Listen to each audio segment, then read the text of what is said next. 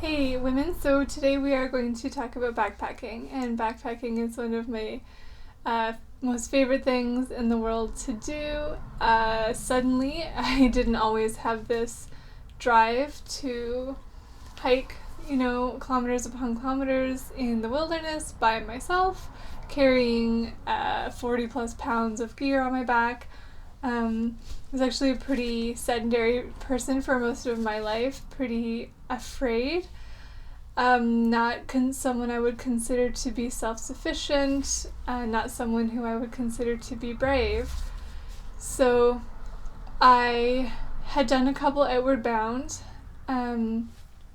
wilderness excursions for women who have experienced sexual violence, and these experiences completely changed my life. And they awoke in me this absolute drive, this almost unquenchable need to be in nature. And since then, it has become a huge part of my life. And it came at a really good time in my life because it can be expensive to start. But during that year, I was working full time. It was the only time I've worked full time, probably ever, maybe ever. Oh, except when I worked at Walmart. So I was able to afford some of the gear that I really wanted for myself. And I didn't have any friends sort of locally who wanted to do this with me. So I didn't have people who I could even borrow stuff from, but I've always been a person that would rather have quality gear and put it on my credit card than purchase something that I don't trust. So it was an expensive output. It doesn't have to be that way. There are tips and ways to avoid that initial investment. There are tons of sales. You can find stuff online all the time for good prices. And I did it that way for a lot of my gear, but then I also I have been able to upgrade pieces as I've gone along. So I love to do multiple kilometer hikes by myself. I am a solo. I am one of the only female solos I ever see when I'm backpacking, which is kind of lonely. But I'm getting a lot of responses on my website about my hikes. So one of them was the La Cloche Silhouette Trail, which is a 78k backpacking trail in Killarney, Ontario, at Killarney Provincial Park, which is totally stunning, so beautiful. It has white quartzite mountains that look like snow in the distance, like it's like nothing, there's nothing like it. And as an Ontario person, there are not mountains here. We have lots of rolling hills, we have more lakes than we know what to do with. I'm sure other people have ideas for those lakes. They can't have them. But no mountains, but actually but the La Cloche Mountains are actually some of the oldest mountains in Canada, and they're just not pointy anymore because of erosion, which is really cool. So there's a really interesting history to those mountains. And part of the reason that I like to backpack so much is because the deeper you go, the more beautiful the things that you see are. So if you drive along and you see a national park or a provincial park, chances are the things that are the most beautiful, the most intriguing, the most photogenic, however you want to say it, the best sites are not roadside.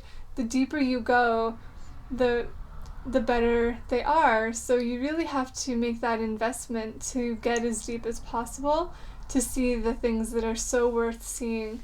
And for me, I'll never forget, it was about midway through my hike, and the La Cloche Silhouette Mountains were my last backpacking trip that I did because we just got out of winter. And not that you can't winter camp, but I won't. So all the more power to the women who do, because that is so amazing. It's not for me. I don't handle cold well. I don't recover from cold for weeks. So I'll stick to the other seasons. But there was this point on that trail. It was the northernmost point. So the trail was quite a lovely loop, and it peaked north, and then another almost kilometer was the side trail to my campsite. So most of the time you have to hike quite a bit off trail to get to your site, so it's so private. You get these sites all to yourself, unlike the West Coast Trail where you are all camping on the beach together for almost every beach. This site was your site, so there's really not that many people, no more than 50 people I think, because there was 50 sites on trail at any given time, and many of them were empty. So you're northernmost, and then you're another kilometer more north, so you are the northernmost person on that entire trail at that moment. And I had a lake all to myself, and it was this beautiful lake. I can't even express to you how stunning this lake was. Killarney has dead lakes from acid rain from nearby Sudbury, and unfortunately that has, that the pollution from that destroyed the lakes, but as a result the lakes were this beautiful aqua blue, totally clear, not something I'm used to at all. The lakes where I live are very opaque, which is a good sign. It means they're full of life, but these ones are very eerie. So beautiful. And it's funny to say, like, so that night I had an existential crisis, and the next day was the best night of my life. But that's kind of the extremes that you go through on trails sometimes. You have this full capacity to experience every emotion by yourself. And I don't know if you practice mindfulness, if you meditate, what your spirituality looks like, but so much of our emotions are reflected, or we feel them empathically rather than personally, that when you're by yourself, you're the only person experiencing anything around you. So you're completely by yourself. Your emotions are very real. You know they're yours. You know they're you own them. And that reflection, it happens completely internally. You don't tell your feelings to anyone and then have them validate. You need to do all of your work yourself. That's really hard to do. So, I had a couple of really hard nights, and this was the longest solo I had ever done. It was really intense physically. It was intense in terms of loneliness, in terms of hunger and other issues and fear. Like, there are wild animals there that I didn't really want to cross, and I did, and it was all good. But so there's a lot that you're experiencing, and obviously, like, there's an underlying sense of, like, how safe am I on this trail as a woman? And they say that the backpacking community, there's no rapists in the backpacking community, but they said that about the activist community, the leftist community, and it turns out the stats are the same for men everywhere. Nowhere is safe. So luckily I didn't come across any issues like that, other than some sexism, patronizing me for doing the trail solo and things like that. Like, I know what a big deal that is. You don't need to pat me on the head for that. I'm not a good girl because I do something that you don't think you can do, and I don't think you could do it either. Side rant. So you just eventually get to trust yourself in a really big way, and I think that that's what I was really looking for from these experiences, was how to rely on myself and trust myself, trust my instincts, learn what those feel like, and learn how to use what I'm feeling to make the decisions that are the best for me in any given moment. And I feel like I gained that from backpacking. I really do. It was quite an enlightening experience.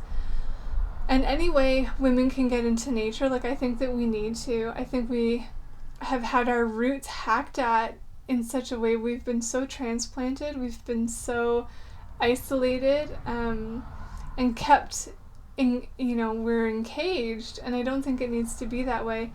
For many of us, we have a lot more freedom than others, obviously, but I do recommend that any woman, if you can, get out there and experience what it's like to have your feet in running water, experience what it's like to lay naked under the sun, what it's like to ask for trees' support in helping you up after you've fallen, in just doing something for as long as you can, no matter what it is.